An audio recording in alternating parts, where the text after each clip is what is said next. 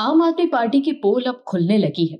कट्टर ईमानदार बनने वाले लोग अब एक्सपोज हो गए हैं। शराब घोटाला अरविंद केजरीवाल और आम आदमी पार्टी की सत्ता का दुश्मन बन गया। जिन लोगों ने एक जमाने में शराब के खिलाफ लड़ाई लड़ी थी, और वही लोग शराब बिकवाने लगे और पिलवाने भी लगे। ये तो हाल हो गया था केजरीवाल सरकार का कि भाई शराब पीने की उम्र कम कर दो तो ग्राहक बढ़ जाएंगे, जिससे उनके लोगों को फायदा होता। सिर्फ उन लोगों के फायदे का ख्याल रखा गया जो आम आदमी पार्टी को कथित तौर पर पैसा दे रहे थे। साउथ से लोगों को बुला बुला कर शराब का ठेका दिया गया और मंदिर और स्कूलों के बगल तक में ठेके खोल दिए गए।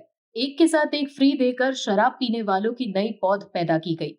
यानी कि हर जगह शराब पीने वालों की एक नई फौज बना दी गई और अपने लोगों को लाइसेंस दे देकर अलग अलग तरह से इसे आगे बढ़ाया गया। लेकिन अब बीजेपी इनके चेहरे से नकाब हटा रही है और कैग रिपोर्ट ने इनका पर्दाफाश कर कर रख दिया है।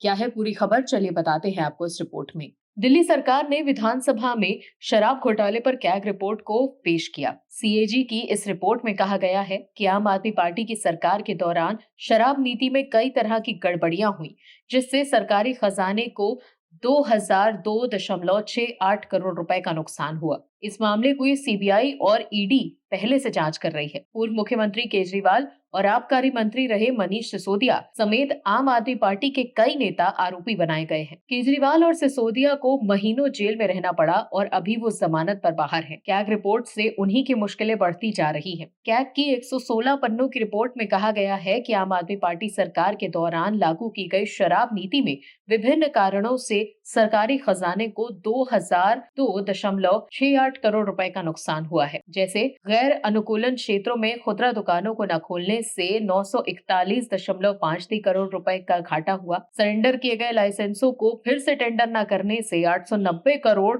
और कोविड-19 का हवाला देकर आबकारी विभाग की सलाह के बावजूद जोनल लाइसेंस धारकों को शुल्क छूट देने से 144 करोड़ रुपए का नुकसान हुआ है। नुकसान यही नहीं रुका, इसके अलावा जोनल लाइसेंस धारकों से उचित सिक्योरिटी डिपॉजिट नहीं लेने से 27 करोड़ रुपए का घाटा सरकारी खजाने को हुआ। सीएजी की रिपोर्ट में यह भी कहा गया कि नवंबर 2021 से सितंबर 2022 के दौरान दिल्ली आबकारी नियम 2010 के नियम 35 को लागू करने में सरकार असफल रही, जिससे ऐसे थोक विक्रेताओं को लाइसेंस दिया गया जो निर्माण में रुचि रखते थे या फिर खुदरा विक्रेताओं से संबंध रखते थे। इस वजह से पूरी सप्लाई चेन प्रभावित हुई और निर्माण, थोक एवं खुदरा स्तरों पर साझा स्वामित्व बन गया। क्या की रिपोर्ट में यह भी कहा गया कि आम आदमी पार्टी की सरकार ने थोक विक्रेताओं का प्रॉफिट मार्जिन 5% से बढ़ाकर 15% कर दिया। सरकार ने यह कहकर इस फैसले को उचित ठहराया कि गुणवत्ता जांच प्रणाली के लिए गोदामों में सरकारी मंजूरी प्राप्त लैब्स की स्थापना करनी होगी। हालांकि कोई भी लैब स्थापित नहीं की गई। इससे थोक लाइसेंस धारकों का लाभ बढ़ा दिया,